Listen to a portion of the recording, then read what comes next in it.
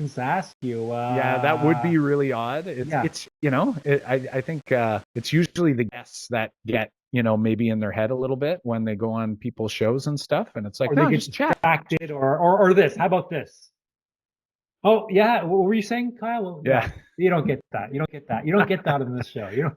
It's, not it's happening. Not focus. happening. It's all about focus and precision. Absolutely. Yeah. Except for occasional sips from the tea. That's it. Well, that's where I come in, and I give my two pennies of thoughts, and then that's where you drink. It's all Yeah, orchestrated. It's there it all we is. know what we're doing. For sure. For sure. Yeah, how long you been doing this gig? Yeah, it's yeah. So what do you want to talk about this time? Because we know who you are. We have an idea, but what's on your mind this time around? Is there something you want You to? know what?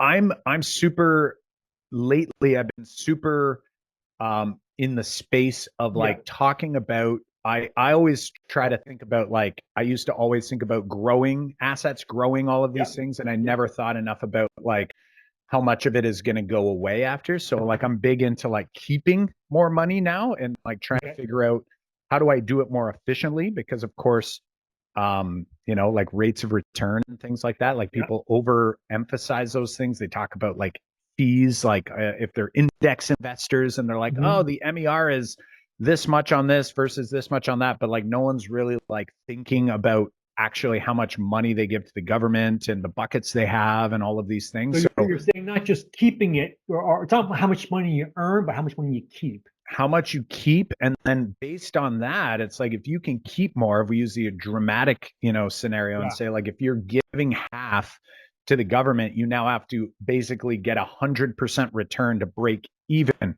on what you actually earned, That's right? Like if we crazy. use the dramatic, like, ooh, 50% tax bracket, but it's like when Ooh, you that's really that's think about that, we get like hyper obsessed with like the amount of assets. And I also, sort of more recently had this like epiphany around the idea of like your net worth is not really your net worth because nobody factors tax into that. So like if oh, you good point. truly did That's like true. hit That's the true. eject button, where are you going to be?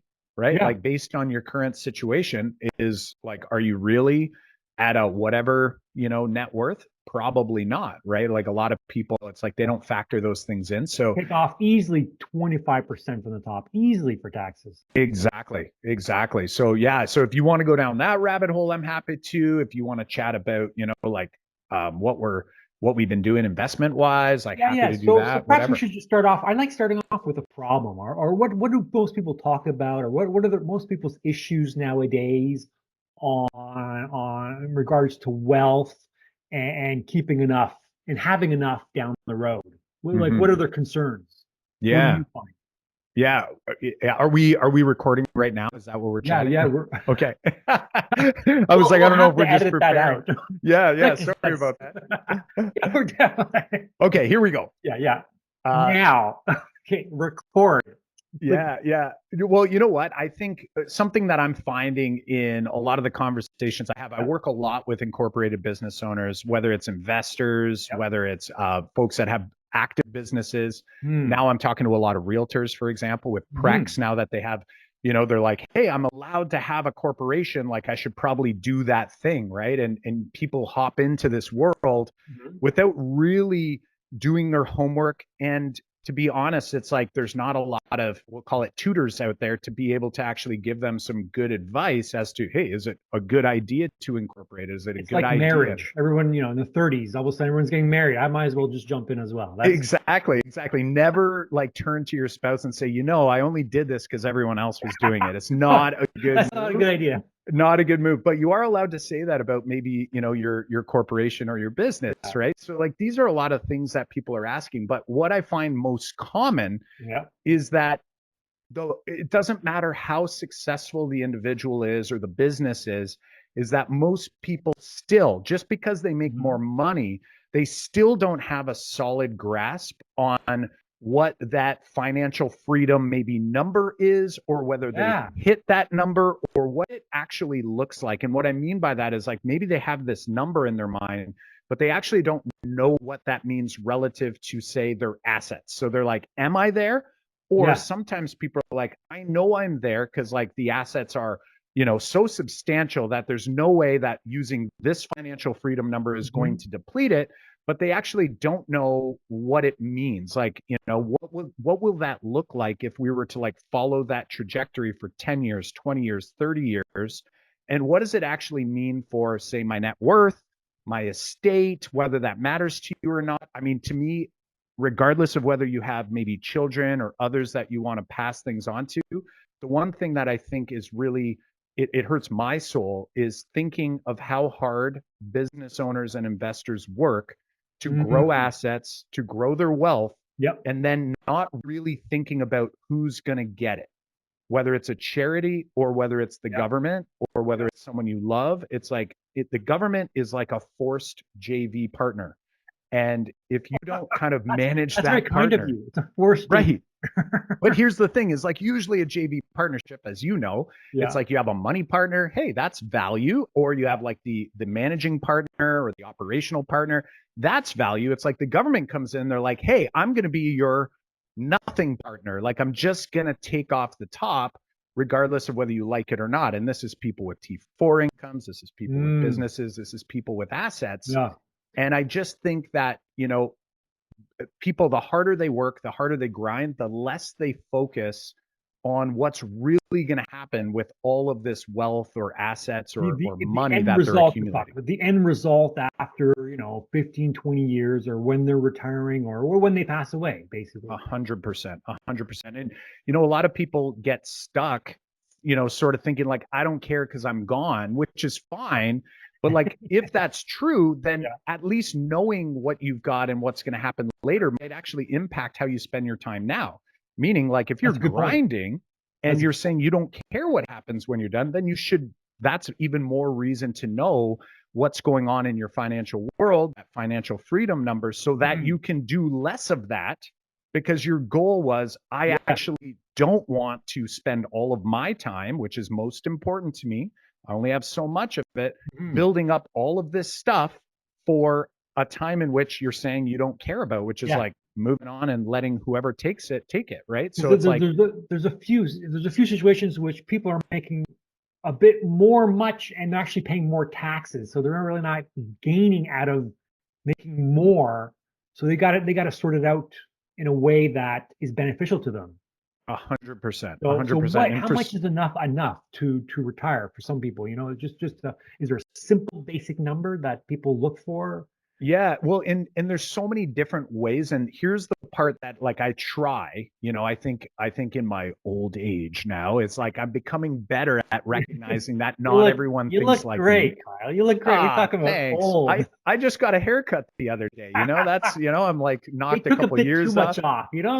I shaved out. Yeah, the hairdresser actually, little side note, but he said, I don't think we should go this short. And I'm like, go that short. He's like, and I'm like, yeah, I think he was right. But anyway, when we talk about it, I'm trying to recognize more and more and be very aware that everyone is different. So, for Yep. example, one of my business partners, John, we host the Canadian Wealth Secrets podcast together. Cool. He's like a budgeter, like he's great at it. Like he Mm. he knows where his money's going Yep. and what's going on. And I'm more of this, like I know how much is coming in and I know how much is going out. I don't know exactly where all the money's going.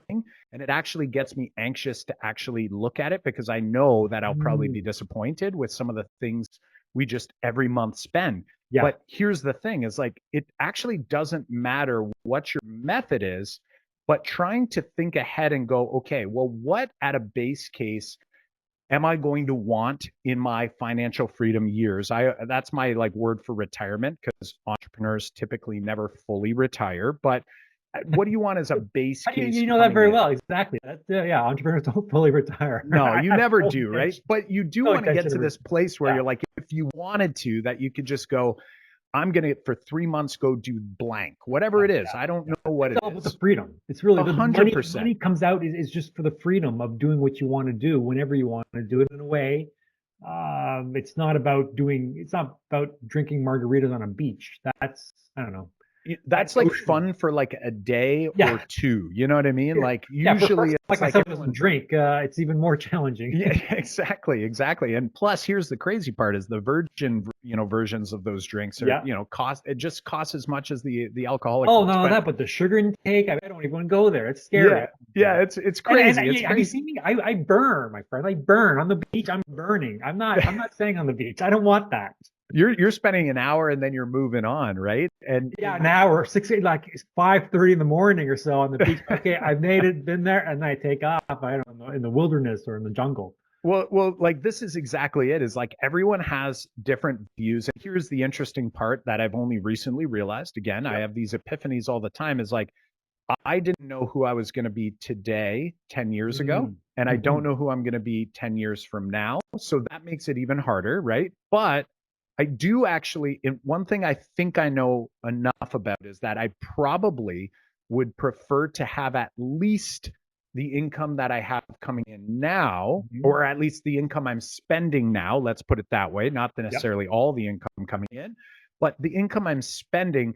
I certainly don't want to think, man, 10 years from now, I'm at my financial freedom age. I get all of the time I want Hmm. and I get less of the money to do things with, Mm. right? So it's like if Hmm. I'm working 40, 50, 60, some people are grinding 70 and 80-hour work weeks. Yeah. You don't have time right now to spend money on yourself as much as you will when you get to this financial freedom place. So it's like being realistic about what it is that you probably will want. Need Hmm. is the wrong word because, again, I could live off of a lot less, but what do you want? And then what is it that you'd like and for how long would you like it, right? And that's where this idea of thinking about things like how much do you want? Do you want to die with zero? Do you want to die with something to leave? Like, Hmm. what does that look like and sound like for Hmm. you? And what will make you feel good at night? Because here's something interesting too. Yeah. When you grow your assets for your entire life, you become used to seeing numbering, like the number go up. Yep. When you go into that later life, and if your plan is decumulation and you actually are actually watching the number go down, is Ooh. that actually going to be emotionally okay with you? Or are you actually going to feel like I know I'll feel, Yep. where you're like, oh my gosh, everything I just worked for is supposed to be for this time, but yet that is actually making me like triggering me emotionally to feel Interesting. bad These are because things now I've it's never like, even thought I, about. yeah, it's like you're becoming poorer as you go. Like you've been working over time, going, man, I'm making all this progress. I get to that place. Yeah. And then if your goal is to die with zero, like you have to actually get your head wrapped around that it's like you're going to see assets going down Leading. I mean, unless you plan if you otherwise. think about it, even Hugh Hefner, he was actually just getting rid of the mansion and wanted someone Yeah, else to buy it while because he didn't see the need for it. Because after a while, you're not going to live beyond 5 years or so. So why even make that repair or fix something up? totally. I mean, I can see myself renting, which seems strange because I've never really wanted to be a renter. Real estate, it all works out well. But then I can see myself down the road. Renting makes more sense Yeah. because you don't want the asset. You want more freedom. You want more liberty to just pack everything up and just take off. So just being minimalist, I think, is very appealing as I get older. Yeah, well, and these are the tough parts is that what makes everyone different is everyone's Yeah, going to feel differently about that. And when you get there, you might feel differently about it then, of and course. these are the parts that are really difficult because there's the rational side of the brain and the emotional side. And if anyone's read the book Switch, it's an amazing book. Oh, really? Switch. Switch. It's awesome. It's by the oh shoot, what are the brothers' names there? The Heath brothers. Okay. And they talk about the two sides, the two systems of the brain. The one side's emotional, the other side's rational. And it's like, even though the rational side might have the right thing to do, they Hmm. picture the rational side as the rider and they picture the emotional side as Oh, the elephant. And okay. basically, it's like the rider Yeah. has to actually control this massive Yeah. elephant by removing the path towards the logical thing to do. And this is where I think when it comes to finance, money, investing, what we Mm, spend, what we don't spend, how we live our lives, yeah. is incredibly challenging, which is why things like, having a weekly or monthly plan to just automatically DCA into investments, or, to do some of the things that we do by habit or automatically, because I love remove that idea. Automatic. emotion, Yes. right? And these are the hard parts, is that, it's hard thinking. And we as humans know that thinking is hard and it uses energy. So your body says, I don't want to do those things. And it wants to conserve that energy. So, I these are love the the idea. types of things we got to do. Can you delve into more the habits, the automated habits on the financial side of things? Because, for some people, it is difficult to save or to put money aside. Mhm. What do you suggest to your clients on how to go about automated things? Is it just retrieving it from the account and just putting it into a different one? Yeah, like I would say, if you're able and willing to take action on it just by doing that, that's an Mm, amazing thing to do, right? Like yeah, right away, you just do it, and if you don't notice it, awesome, do yeah, that. A lot of people do that with maybe paying down the mortgage. We can argue rationally all day long why that doesn't make sense to do, and why you should do something else, like of invest course. that money. The reality is, it's better than the money sitting there and then getting spent, on the weekend because it was sitting there, right? Definitely. Good point. So these are things that it's like, in James Clear's book, Atomic Atomic Habits, habit. Yep. he kind of builds on this same idea of Mhm. like, clearing the path. And he talks about things like with exercise, it's like, hey, and rather than, in the morning going and getting all of your stuff together for the gym and doing all this, you do it before bed while you're thinking intentionally about it. When you wake up in the Wear morning, with your sleep with your gym clothes. I love that idea. exactly. Sleep with it. Put the shoes next to your bed. Just put the shoes on. That's your goal. Put the Yeah. shoes on. Once the shoes are on, you're like, then the goal is just to go for the walk. Once you're walking, then you can start running. Once you're running, you're like, well, I might as well Mm, go the whole way because I'm already out here. And then the path is cleared for you. And the same would be true financially. But here's the part that's hard for people, is like, it's easy to look down at the goal and say, I want financial freedom. But the hard part is to think of, what does that mean for me? And what does mm, it mean for future me? Because that yes. could be completely different.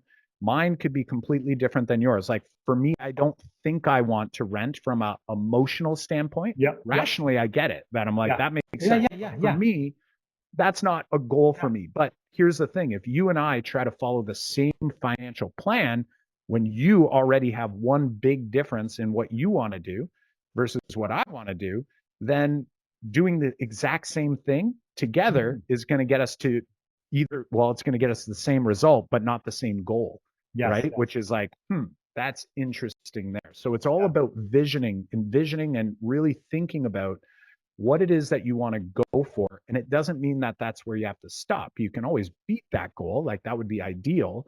But until you set that goal, it's going to be hard for you to ever know whether you're on track or whether you ever got there, right? Mm. When you do get there, you're going to go, shoot, I think I wanted more than this, but I didn't realize it at the time. I like that. I like that. So I'm big on this 10-year vision as well. I think it's very, very important to put numbers and dates on there. Extremely important. And the reason I suggest people to do a 10-year vision is they go big. Mm, If it's a year, 18 months, it's like, well, they're more realistic. If it's 10 years, they'll reach for the stars. And as you say, some of it you get, some of it, there's a bit of work involved in it, but some of it you obtain, and it's nice to know that you've gone high, because sometimes it's like, oh, I actually reached that. Oh, that was easy. I should have gone higher. exactly, exactly. And when you actually play it out too, like, you set that big goal, like Alex Hormozy always says, people Yes. massively overestimate what they can do in a day or in a week, Yeah. but they massively underestimate what they could do in a decade, I thought that was a right? Bill Gates quote. Oh, was it? He Okay, maybe stole, he stole it he from stole him, it or from maybe Bill. he quoted it and I didn't He's I didn't he's catch just it. a But thief. He's a great guy, just yeah, a thief. Maybe I should and get him on. ask And him. muscular. I like it. He's Well, a big guy, big guy. I think he was consuming over like 200 grams of protein a day for like 2 years. Of You course, you that's want to talk about goals? That guy set some goals for himself, both physically and in yeah. business. But Oh that's yeah, yeah. another thing. That's massive. Yeah, you can learn a lot from him. Yeah. But with your goal setting, like that's just it. It's like by setting that goal and having the date, that's really important because again, Mhm. you're like, okay, that's what I want. But now imagine, and there's obviously merit to having it on your vision board and Yes. looking at it Yes. and sort of, continuing to. Is it visual for you, or is it written down, or how do you go about it? For me, it's like it's mine is more like I'm very spreadsheety. So Yep. every week or so I like pull up this spreadsheet and I'm like constantly and I'm tweaking it as I go and I'm Of course, it's trying work to in like progress. set up these plans. But then it's like, but here's the part that's I think the part that's easy to forget is like, okay, you have that goal, what do I need to do now to help me get Mm, closer to that goal? And what is it like if I did that, say, every day or every week, every month, every year, yep. would that actually get me there? Or am I act like, do I need to do more or do I need to do something different? And I think that's one of the biggest pieces. Like for me, just letting people know what's on my mind lately is like, I have a financial foundation goal that I want, which Oh, means okay. I'm talking about at bare minimum Yep. what do I want to know is there, but I want more. Like I want to continue growing real estate. Yep. I want to continue doing those things because those are a little harder to kind of know. Like we don't know exactly like what the appreciation's going to look like or sound like. We Mhm. don't know what the capex is going to like. Those are a little bit harder to play with. We can play with the numbers. So I kind of work with this financial foundation because I'm very my primal question is like, am I financially secure? So it's like I always want to know. It's like I will hit this goal and we're on track to hit that goal. That's And the then every minimum, like the that's the foundation, minimum. the I minimum. want that foundational goal and I want that to be there. And I'm going to use these buckets to continue growing more assets as well with the idea that I'm going to continue to bring this money back to these foundational buckets. But I Mm, want that to be there. So it's like if all this other stuff was gone, that yeah, I would be able to live that foundational base case. And I think that comes from I know you had gone to teachers college and was, it was a great started year. Loved it. teaching. I did the same thing, but I did it for much longer. And it's like in my mind, I had the base case of a pension. Yeah. So for me, it's kind of the same idea. It's like I was always trying to think of like, how can I replicate what that was and make it as secure as possible while I continue to do some of these other asset And the accumulation buckets you talk about, like what you're talking, can you elaborate on these buckets? for a long time, I only had my only like emergency fund buckets were like lines of credit on my primary home, right? I had equity in my Yeah. home. I was like, hey, I've got this, in worst case scenario down the road, I could sell my primary residence. Like that was my foundational just in That's case. the way you were thinking at the time. That's the way I was thinking. And Yep. then, since then, this is, over many years, I started to look at I use permanent insurance. So I use whole life insurance as sort of this Mm, intermediary place. Like I stuff that, yep. especially as a business owner in the corporation, it's super helpful Hmm. because that money will come out tax free because it does matter to me that money comes out tax free to my estate. Yes. I don't want Justin to take it all. So it's like I get two birds with one stone. I get You this have a very personal foundational. relationship with them. You may not be Yeah. around in the year or two. Yeah, exactly. Exactly. I hope not. I hope not anyway. But, I don't want those people, touching all of that money because over time, like I did the calculation. We Yep. mentioned, I don't know if we were recording or not, but it was like, whatever your net worth is, aside from your primary residence, which has a massive, awesome capital gains exemption, right? Which Yep. is one reason why keeping a primary residence Is forever beneficial could for make sure. sense, right? Definitely. I agree. Yes. Rationally. But you have that bucket, you have your tax-free savings bucket, which is a super small bucket unless you, That's a are good one too. crypto awesome or something like that. And then you've got all these other taxable buckets, including all of the real estate that I had, the capital gains on Hmm. these real estate properties. And for me, I was like, with the old rules, I was going to basically see my net worth get, chopped by, 25%. It would at least. Yep. Now with the new rules, with two-thirds inclusion on capital gains, it could be upwards of like Yeah. 33% if Yeah. most of your assets are going to have capital gains on them. Hmm. So for me, I was like, I've got to mitigate this. So I was like, I can hit two birds with one stone. I have this foundational asset that's super liquid, super secure. I can leverage it. I'm going Mhm. to build that up, and it's actually going to solve my taxation issue down the road because the death benefit will pay out of the corporation through the capital Well, dividend what about account. insurance? Would insurance play a role in there as well? So this, like, a whole life policy would be Yep. like a life insurance policy. So it's Okay. on my life or my spouse's Yep. life or my kids' lives or whoever I want. Got this thing. It's super, super solid. Now I want people not to be confused. This isn't the investment. This is a tool that I'm using as the intermediary. So it's not Mhm. all the money stays here. I leverage this tool when opportunities arise to buy the next asset, which creates more Mhm. tax problem, which this had Ah, already solved ahead of time. And then I cycle any of the cash flow back to pay down loans against this asset. Like, banks love to lend against this thing yeah. because they know exactly what it's worth every day. It's like having a live appraisal with no fees if they have to take it back from you because Neat. you choose not to pay interest only or whatever it is that they're charging on it. So these buckets, you're saying it should be potentially, TFSA, pension, a whole life, real estate, dividends from stocks, I imagine. Yeah, like, and honestly, the assets you pick. So again, this is the tool. This is a bucket that's going to help me deal with taxation. It's also Yep. going to help me with kind of that foundational floor I told you about. Like, by the time I hit my financial freedom years where I want Yep. to optionally work if I want to, Mhm. I want these buckets to have all, like, to have no loans against them because all the other assets have paid them back, have done all their things. And it's like, I know that this bucket is here that I could essentially borrow against for the rest of my life to act like a Mm. pension if I choose. So Yes, yes. that's what that goal is.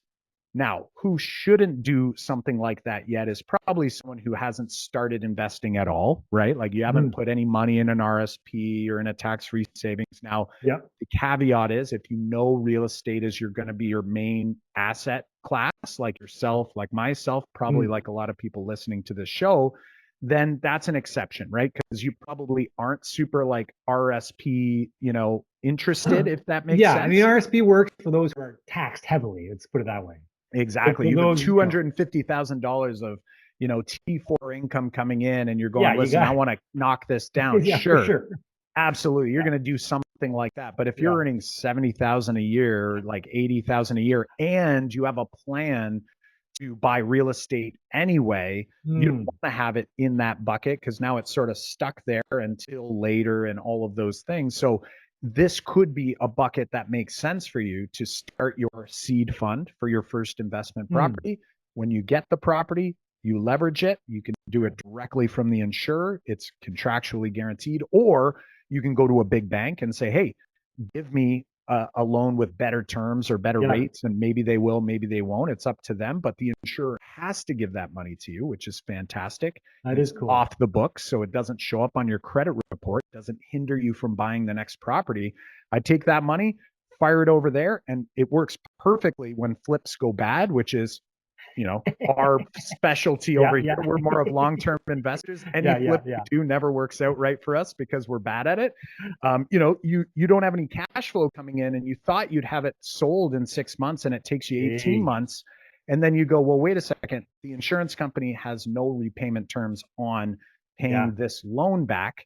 That's a So good I think position to be in. it's an amazing position. Yeah, it Like, is you don't amazing. lose sleep over that. You Yeah, lose sleep over the bad moves yeah. you made with buying that, the flip or whatever you did. But you go, at least I'm not, Yeah, on the hook for 12% private money. It's like I'm borrowing against this bucket at six or six that's and a pretty half, cool. That's pretty cool. whatever it is, right? Can we talk about numbers? Because a lot of people, I think, it's how much does one need in order to simply retire? Like what, I know that that number changes and Mhm. varies between people, but what are the typical numbers people are looking for? Or what is realistic?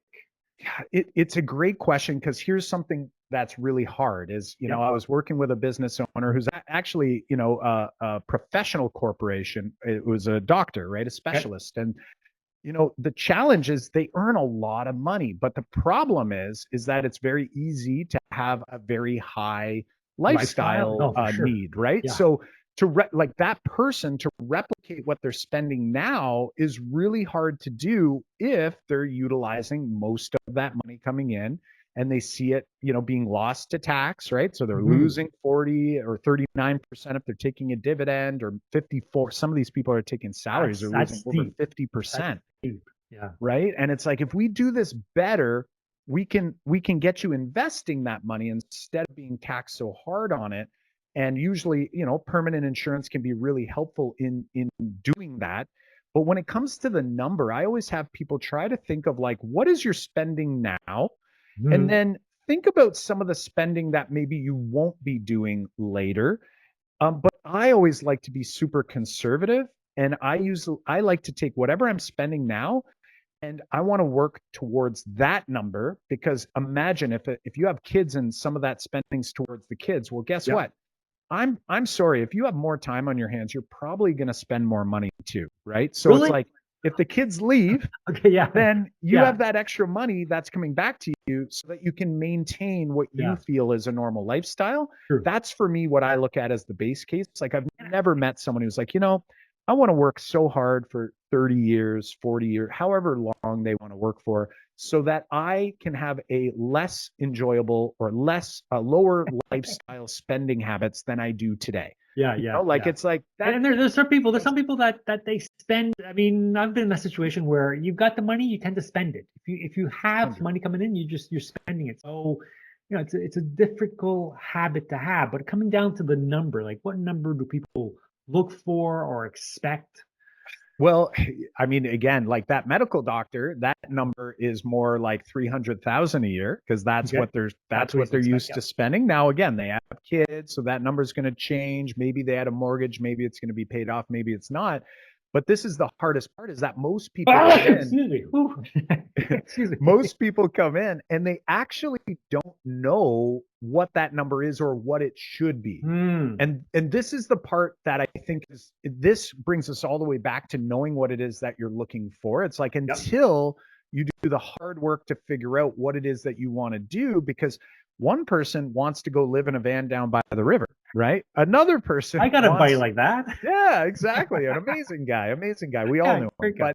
But somebody else though says they want to be traveling as often as possible. Well, Yes. I mean, what kind of traveling are you going to do? Backpacking? Mm. Like, that can be cheap, but That's if you're 70. going to That do, backpacking, that's tough. That could be tough. yeah, well, Mm. exactly. So Yeah. what does that actually look like? And I think that ultimately is the most important piece. So Mm. what I would recommend, because here's where pensions are hard. People that have pensions, I Yep. know because I was there. My wife still has a pension. She's Yep. still a working teacher.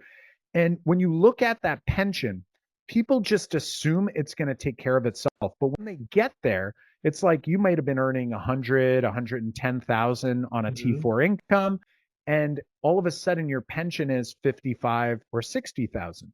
Now, maybe you don't have a mortgage, maybe you do. Maybe Yeah. you don't have kids in university that you were helping to fund, maybe you do. Mm. All of those things are unknowns. But here's the thing, because they have a pension, they just assume it's going to be okay because it's working for everybody else. But Yeah. until you actually do the math on that, like, I think a lot of people get to that place and they go, okay, so like I'm retired, but sort of thought it was going to be like kind of cooler than this, like it is cool to wake up and not have to go So, anywhere and have no so one bother you. I, But I'm curious to know what are the numbers on retirees who are in poverty or who are doing well? Like, what are the numbers for that? Because I hear that like it's retirees, people are older than 65, 70. A lot of them are not in good position. and I think it's getting worse, Is right? it And I like think, what, 50%? to be honest, I'd have to look it up. What I do know is we recently recorded an episode where we brought in some data. We were trying to figure out how many people actually had a retirement plan. That was the numbers we Okay. were looking at. Yep. And basically, what we found was, first of all, only 30% of Canadian households actually had some sort of budget. So I'm like, okay, let's extrapolate from there and say, Yep. if only 30% actually have a budget. Now, we're not talking about you get money and then you keep spending and it just, Yep. you look at the bank account. Like, we're talking like actually thinking about, okay, we're going to send this much here, this much there. Mm. 30%, 3 out of 10 people. So that's not good. 30%. That's not much. No. So how many of those people are going to actually have a retirement plan? And it said something like the primary financial goal for households, there was like 25% said it was for retirement. And then a secondary goal was retirement for another like 30%. But that was just a goal. They didn't get into the details of like, okay, like, so you got a goal to have, a like you want to retire. I think everyone does. Yep. But do you have a plan? Like we didn't have any data on that, or at least we didn't pull it out. So the problem, and here's what I see a lot of people doing, is their retirement plan for the vast majority of Canadians is downsizing, right? Like so. Oh yeah. That's why downsizing. the primary home capital gains. I mean, that's like Right. a gift. So Yeah, it's so kind if of you embedded in imagine, us. yeah. So you imagine the vast. There's so many people out there. I would say it is the majority for sure, but the Yeah. vast majority of Canadians The banking on that. believe that I've got to pay down this mortgage as fast as possible. Yeah. So instead of taking money and putting it into other investments and paying off the mortgage slowly, because there's this thing called inflation, and the cost of borrowing is actually quite cheap on your primary residence. Yep. Be better off to invest in anything else, essentially. But they put it into their house and they think that that's the retirement plan. But here's the thing, is like that as your retirement plan is going to appreciate at whatever houses do, which is very tied, closely linked to inflation. Potentially 3%. I mean, yeah, like that's what you should be aiming for. You get lucky if you're in the GTA over the last, couple decades. But the reality is that you could still get that appreciation with a mortgage on it, paying it slower. The money's now costing you less to pay down because your dollar's not worth as much in 20 years as it is today. And you could have these other assets over here so that you don't actually have to pull the eject button on your primary residence, which is, remember, one of your greatest tax exemptions is your capital gains exemption on your primary residence. So if it's $1 million home, you're growing that $1 million at 3 whatever percent appreciation every year.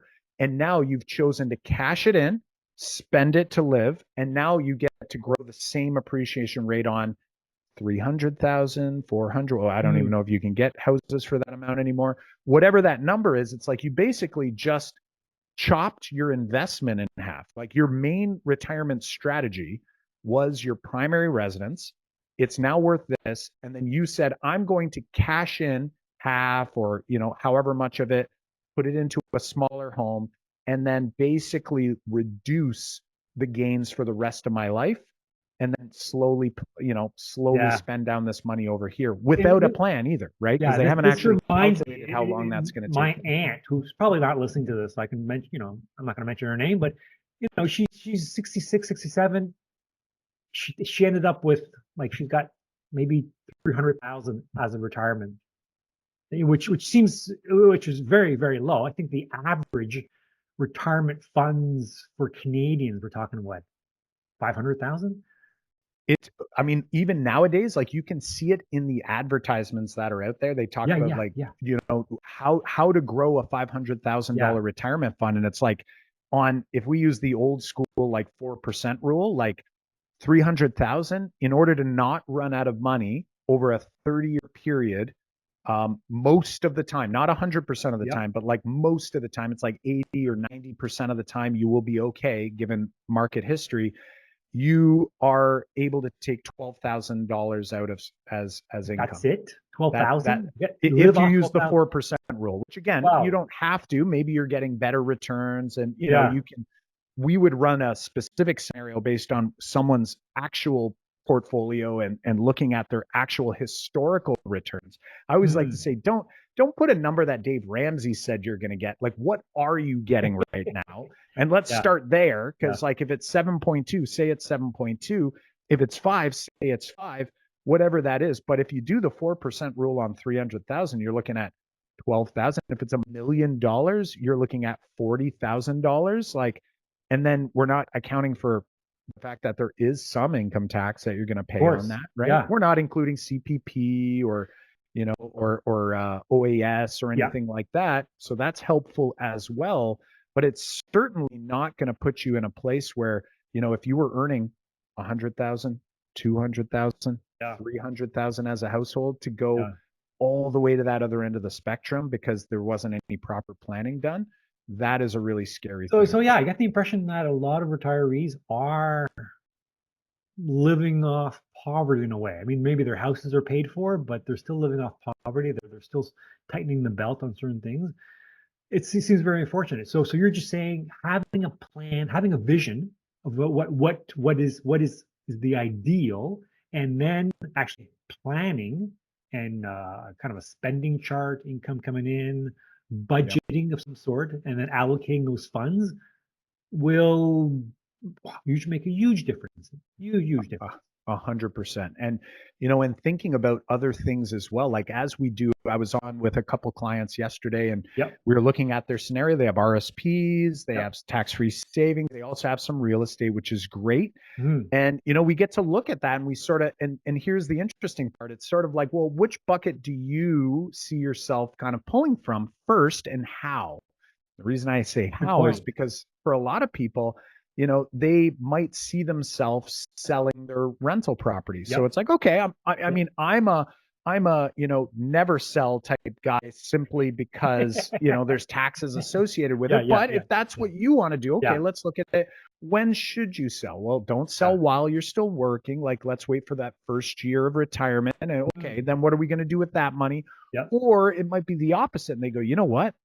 I'm just going to refinance that thing, right? I'm going to keep that property, Mm. no capital gains taxes. I'm going to refinance that money. And Yeah. then I'm going to take that money and we're going to put it in what buckets? Like, what buckets could we put that in? Maybe we refinance before we retire, take advantage of some of the room in your RSP and Mm. get some of that tax money back if you're in a high tax bracket. Like, there's so many creative things Yeah. we Yeah. can I love that. I but love you that. have to have that, like, because if someone's like, no, no, no, I don't like the idea of refinancing.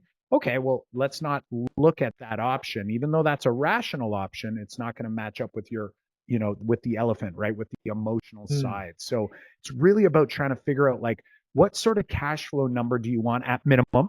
What do you Yep. want as like sort of your like, we'll call it your like your lofty goal. Like I want at least this number, but Yep. man, it would be so much better if we had that number. Okay, let's look at how do we get the base case covered in the most guaranteed way Mm. we can, right? And I Mm. say the most guaranteed way because, of course, there's all kinds of things that can happen.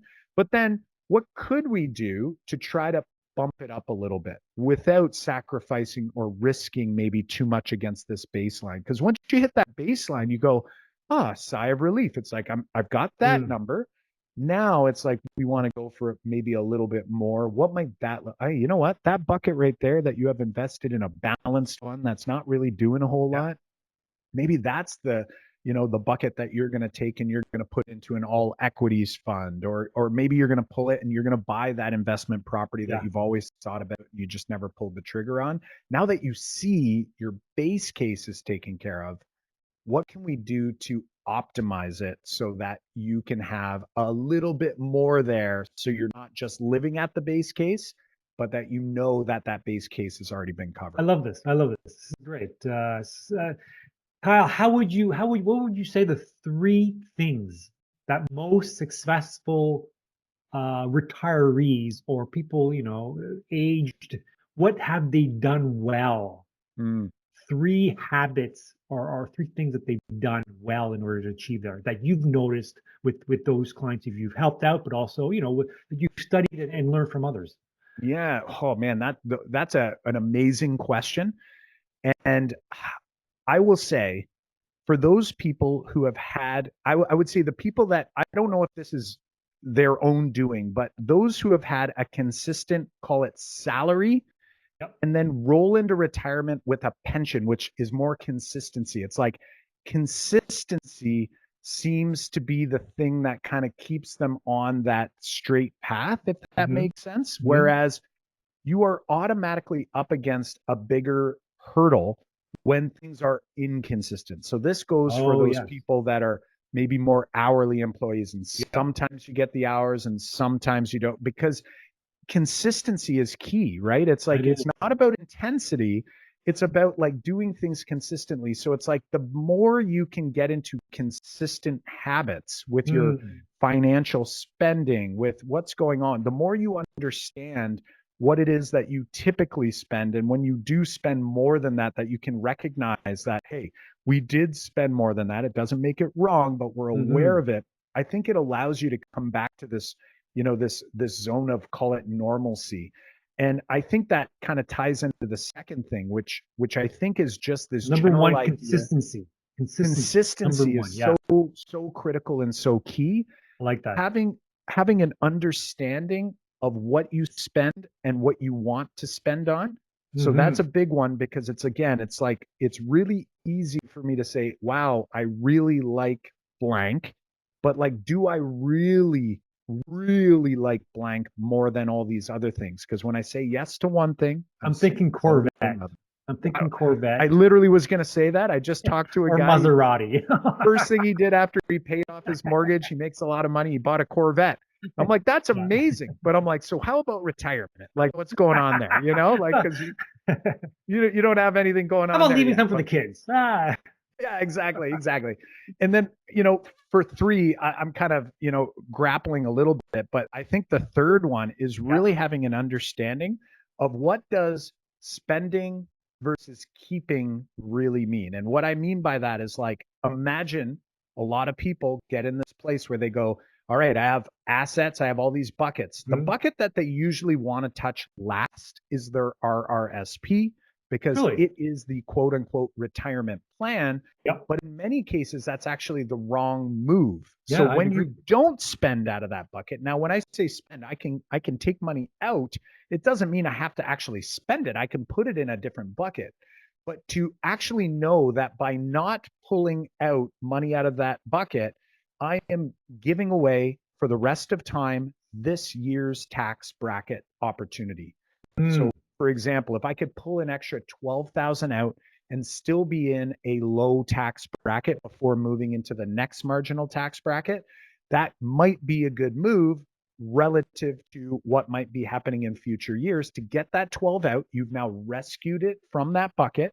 It's good to mm, compound in the bucket tax yeah. free, but anything that happens after that, it's like you still got to get it out, because if I don't do that and I continue to not spend from that bucket, if it's $1 million when I pass away and my spouse is gone, if I have a spouse, which Hmm. I currently do, Hmm. if we're gone, then that money is all going to be taxed in my final tax year, unless you do a couple things to spread it over two. But typically, it's all taxed Yeah. in 1 year, and you've now potentially lost half of it. So just knowing what, being aware of what spending from a bucket or not spending from a bucket really means over the short, medium, and the long term, I think is sort of that third piece where you really get a good understanding, where you go, okay, I can justify why I don't want to pull from that bucket or why I should pull from that bucket based on how it will play out in future years. I love it, Kyle. I like the way you explain things. It makes it simple and it gives many people's options on what can be done, what can be done. And it's also very creative and it's not like one thing fits all for everybody. I think that's great. I think what you're doing is amazing. Keep Uh, up the great work. And one last question I would ask you is how much do you plan on leaving to your children? Are you planning on leaving a lot, or what's your take on that? you know what? It's a great question. I had a really great call yesterday. I had a client. He's, a little bit older than myself. So he's at a different place in his life. Mhm. And he has children that are just a little older than myself. And we were having this discussion. And, he brought up some great points. And I think based on that discussion, it's had me thinking deeper about potentially looking at the idea of having some sort of trust where, there's Yes. sort of a system that's done. Mm. Because, as you know, and I've always been an advocate, I said to my wife, I'm like, you know what? Probably the worst thing that could happen to us is us winning a massive amount of money, right? And she always laughs and said, that's ridiculous. That would be amazing. And it's like, well, no, because it's actually really hard to figure out, like, how do you manage that, right? Yeah. So Yeah. the same, I think, is true. We know from research that the same is true for children. So I don't think I have necessarily a goal for how much Mhm. that will be. But what I really hope to do, and something that intrigues me a lot, is what the Rockefellers do through their trust, which is, a lot of the assets, it's like, even though you can be a trustee in their family, and you are a beneficiary of the trust, a lot of times that those funds can only be used for certain things. So for Mm, education, starting businesses, I like you know, that. And that that that can type be of written thing. in the trust as well. Exactly, Love that. exactly. Yes. So I really do want to do more, you know, deep dives on that myself, because Mm, I don't have a number. I certainly don't want them to be entitled. I think everybody, yeah. that's a number one concern for Yeah. It anyone. You is. don't want someone to just, you Yeah. know, I don't think you learn very much from that happening. So If I got that's a kind of million my dollars at goal. 21, I would have wasted many years. I Wasted. don't think I'd be doing what I'm doing. Like I'd if have you a had coke all habit, this maybe. money, It wouldn't be the same. I wouldn't have no, worked. no, it's Yeah. like you really want to, you know, try to, you know, bring out the entrepreneurial spirit, for Yeah. example. Yeah. It's like, hey, Yeah. go and do something Yeah. amazing, and you know, you'll have financial backing to do it, but you're not going to necessarily get to live a lavish lifestyle without Mm. getting, you know, the success from that Earning business, it. right? So Earning it. force, Yeah. I think exactly, earning it. force them to kind of push that Yeah. envelope. Yeah. So that's a really interesting one there. And yeah, something that I'm still kind of working on myself. Of course. Of course. Great. Kyle, great talking with you. Awesome.